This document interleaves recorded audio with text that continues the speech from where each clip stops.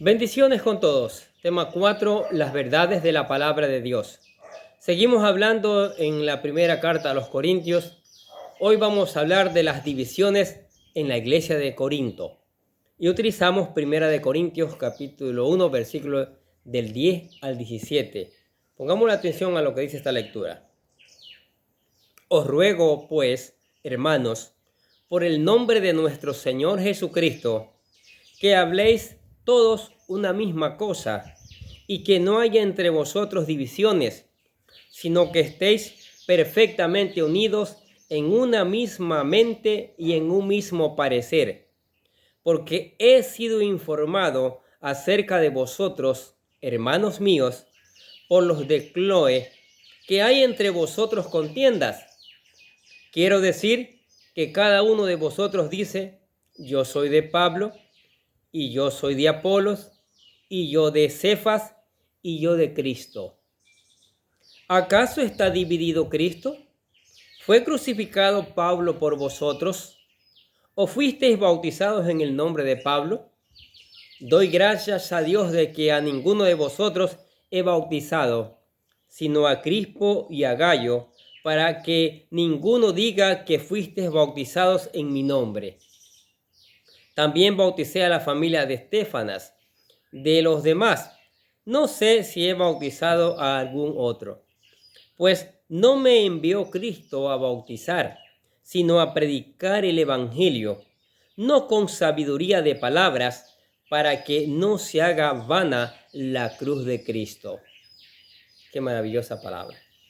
Lo que estaba pasando en la iglesia de los Corintios. Hablamos antes que habían sido enriquecidos con dones, con bendiciones espirituales, pero al mismo tiempo se habían dividido en 4 fracciones.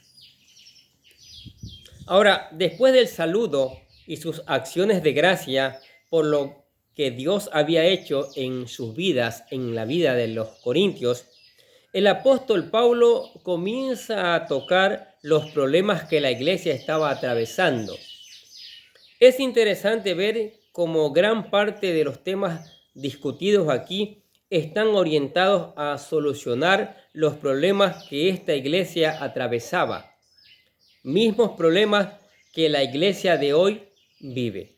Sí, eso no se puede negar. Divisiones y divisiones y divisiones por todas partes. Sí, la arrogancia, el orgullo aún de cristianos. No sabemos que la iglesia es de Cristo, es del Señor Jesucristo. Lo primero que trata de arreglar son los problemas de división entre ellos. De hecho, esta temática abarca los primeros 4 capítulos de esta carta. El apóstol Pablo nos enseña que en esta ocasión que la iglesia de Cristo debe estar unida y todos nuestros esfuerzos deben estar dirigidos a mantener un fuerte vínculo. El mandamiento a mantener unida la unidad de la iglesia. Leamos el versículo 10. Mire lo que dice. Os ruego, pues, hermanos, por el nombre del Señor Jesucristo, que habléis todos una misma cosa y que no haya entre vosotros divisiones, sino que estéis perfectamente unidos en una misma mente y un mismo parecer. Una misma mente y un mismo parecer. Es interesante ver cómo el apóstol Pablo les pide a los corintios que obedezcan sus demandas. ¿Sí? Os ruego, pues, hermanos, por el nombre del Señor Jesucristo. 3 cosas observamos en esta petición. Primero, su ruego. Aunque es un auténtico apóstol y tiene autoridad sobre la iglesia, ya que él mismo fue quien la fundó, no llega con palabras de exigencias o rudas, sino como un padre espiritual amoroso. En segundo lugar, les llama hermanos, identificándose con ellos como parte de la familia de Dios. No habla a extraños, sino a personas con las cuales tenía un fuerte vínculo. La sangre de Cristo, ese era el vínculo. Y finalmente, la petición la realiza en el nombre del Señor Jesucristo. como debe ser. Con estas palabras, las ordenanzas del apóstol Pablo tiene mayor autoridad, ya que la petición no está basada en función de una autoridad o gobierno humano, sino en los mandamientos divinos de Jesús, el cual es Dios tanto de ellos como de Pablo. Muchos de los problemas no se arreglan no porque no se digan los problemas, sino porque se hacen ver de una manera inadecuada. El tema que el apóstol Pablo tocará es bien delicado. Ha causado divisiones entre ellos, y si no tiene tacto para corregirlos, sus palabras no tendrían el efecto esperado. Muchos no piensan la forma de cómo hacer ver las oportunidades. Muchas veces sus palabras golpean y lejos de edificar, destruyen. El apóstol sabía esto perfectamente y por ello, antes de anteponer su orden y señalarles sus errores, toca su corazón rogándoles de manera cariñosa que corrijan su conducta, recordándoles que todos son hermanos en Cristo, herederos de un mismo legado espiritual y que todos están sujetos a la autoridad del Señor Jesucristo. Señor, no solo de los corintios, sino de Pablo y de todos los creyentes alrededor del mundo. Por lo tanto, la forma en cómo se dicen las cosas son determinantes para causar el efecto deseado en las personas, especialmente cuando lo que se quiere es corregir a problemas internos. Colosenses capítulo 4, versículo 6 dice: sea vuestra palabra siempre con gracia, sazonada con sal, para que sepáis cómo debéis responder a cada uno. Su petición es sencilla: mantener la unidad de la iglesia, el llegar a mantener un mismo parecer y propósitos en el reino de Dios. Dice, que habléis todos una misma cosa y que no haya entre vosotros divisiones, sino que estéis perfectamente unidos en una misma mente y en un mismo parecer. A continuación, el apóstol Pablo entra en un detalle con el problema y a la vez la causa, la raíz del problema, las divisiones internas que había en la iglesia de Corinto. Volvamos a leer versículos 11 y 12. Porque he sido informado acerca de vosotros, hermanos míos, por los de Cloé, que hay entre vosotros contiendas. Quiero decir que cada uno de vosotros dice: yo soy de Pablo, y yo de Apolos, y yo de Cefas, y yo de Cristo. Seguimos aprendiendo más de la forma de cómo corregir los problemas en la iglesia. Y en estos versículos aprendemos al menos dos cosas. La primera es que el apóstol Pablo fundamenta su acusación no basado en rumores o testigos anónimos, sino que revela la fuente de su información. Porque he sido informado acerca de vosotros, hermanos míos, por los de Cloé, que hay entre vosotros contiendas. Esto nos enseña que para confrontar a los que hacen mal se debe contar con testigos que estén dispuestos a sacar a la luz los errores de los demás con la finalidad de corregirlos. Pero lamentablemente, hoy en día vivimos en medio de una serie de murmuradores cuyas palabras solo son rumores sin fundamento, combinados con un montón de mentiras y algo de verdad. Muchos critican a las autoridades eclesiásticas de no actuar en contra de los que tienen un mal comportamiento o llevan una doble vida. Pero ellos mismos no quieren servir de testigos para que los confronten. Unos hermanos a los cuales llama los de Cloé de los cuales muy poco se sabe. Algunos creen que Chloe era una mujer adinerada de Éfeso y que su familia o sirvientes fueron a Corinto, donde pudieron darse cuenta de las contiendas que existían en esta iglesia, y a su regreso le informaron lo que estaba pasando, lo que estaba sucediendo al apóstol Pablo.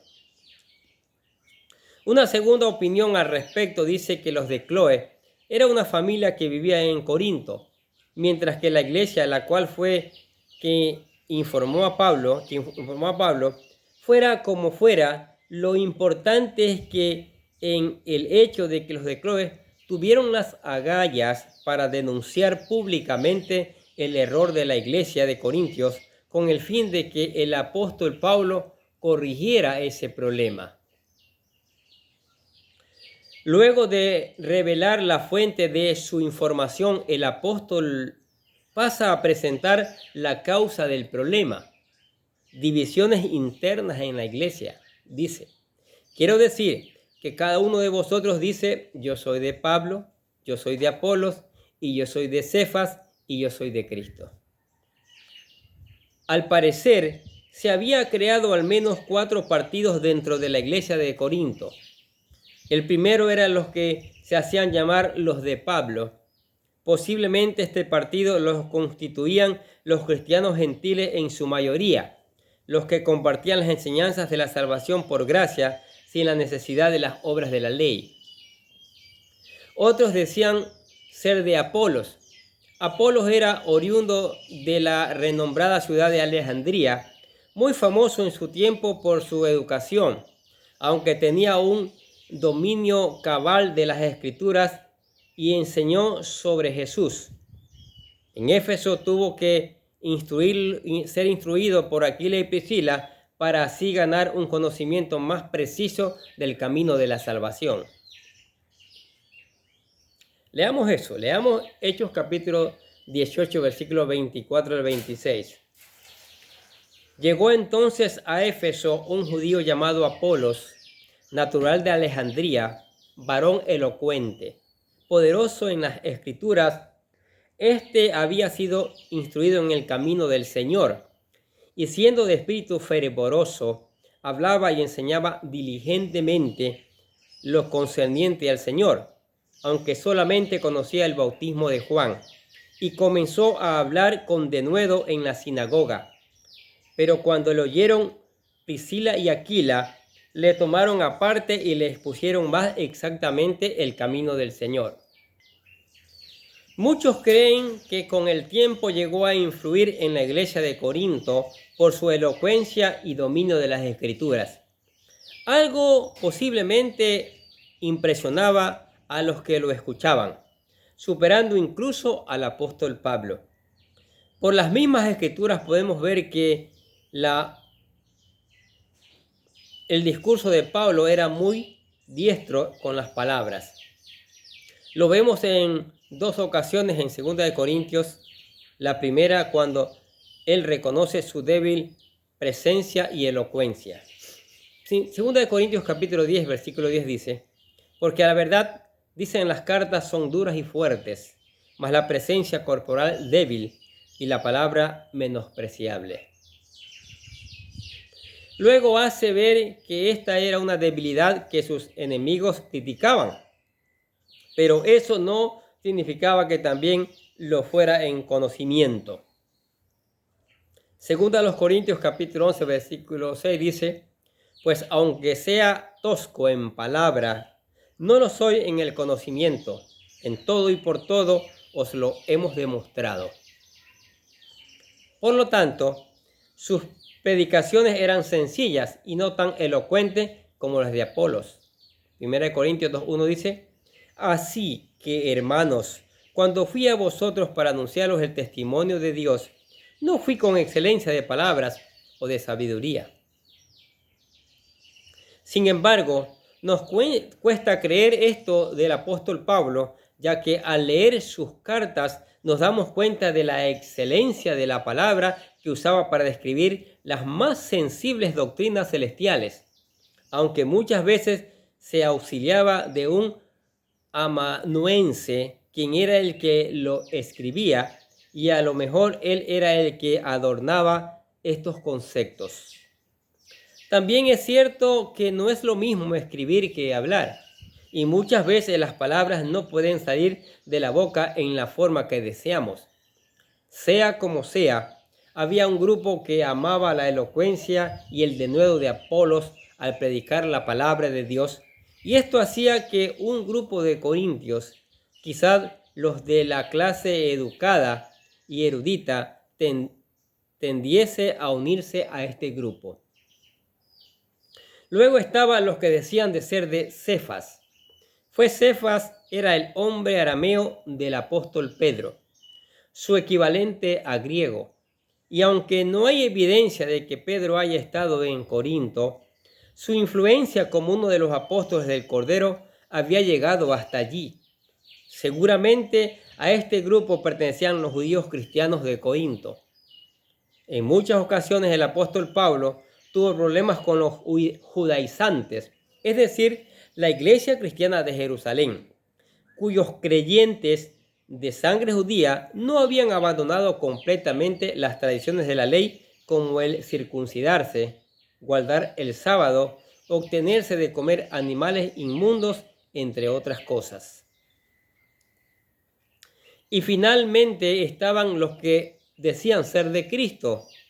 Este grupo quizás era el peor de todos, ya que con este título de alguna manera afirmaban ser los mejores.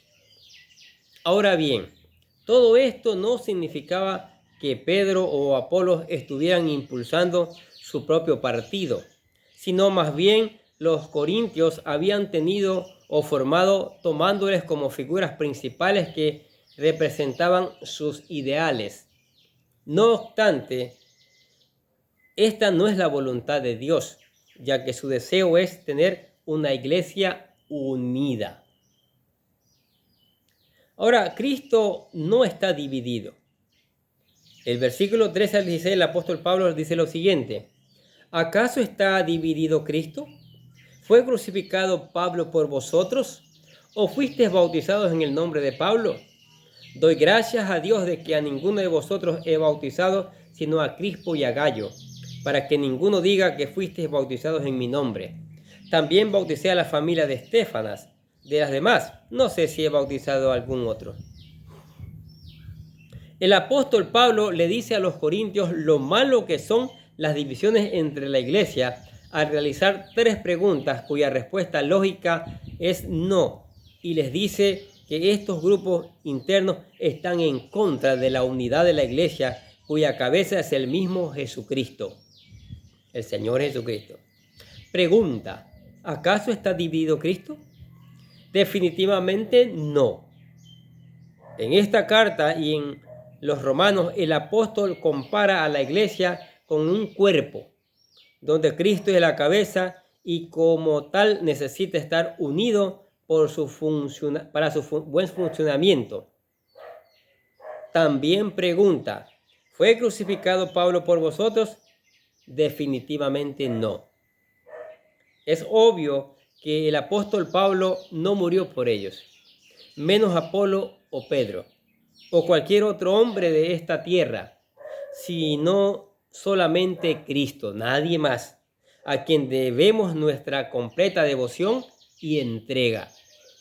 Y finalmente dice Pablo: ¿o fuisteis bautizados en el nombre de Pablo? Definitivamente no. El bautismo obedece a una ordenanza del mismo Cristo y no a cualquier hombre u organización de esta tierra.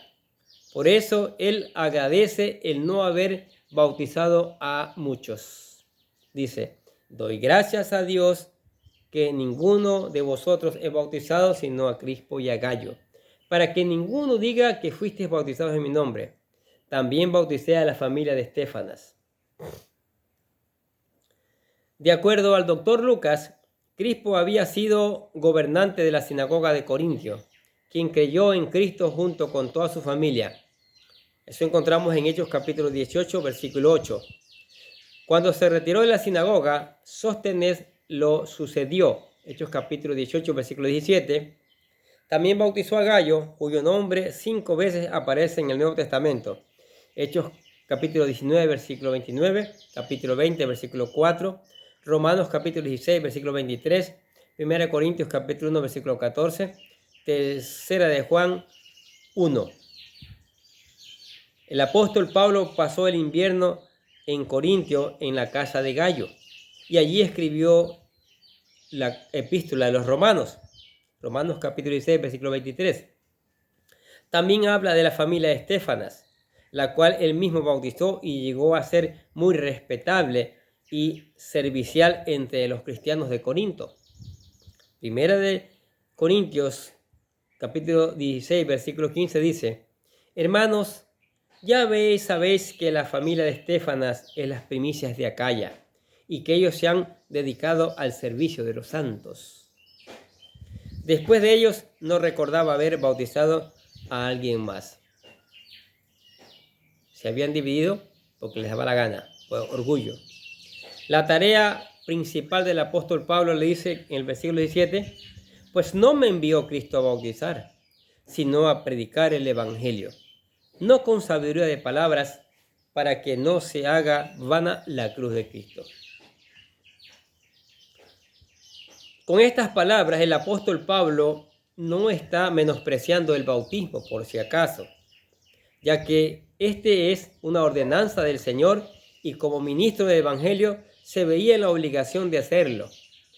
Pero esta tarea podía ser delegada a otros consiervos, ya que su principal función era predicar el evangelio. Dice, pues no me envió Cristo a bautizar, sino a predicar el evangelio, no con sabiduría de palabras, para que no se haga vana la cruz de Cristo. Durante toda su vida se dedicó a la tarea de la predicación. De hecho, esta fue asignada por el mismo Señor Jesucristo. Sí. Hechos capítulo 9, versículo 15 dice: el Señor le dijo: ve, porque instrumento escogido me es este, para llevar mi nombre en presencia de los gentiles y de reyes y de los hijos de Israel. Y desde sus primeros días de conversión se dedicó a ello, a predicar la palabra. Miren lo que es Hechos capítulo 9, versículo 20. Enseguida predicaba a Cristo en las sinagogas, diciendo que éste era el Hijo de Dios.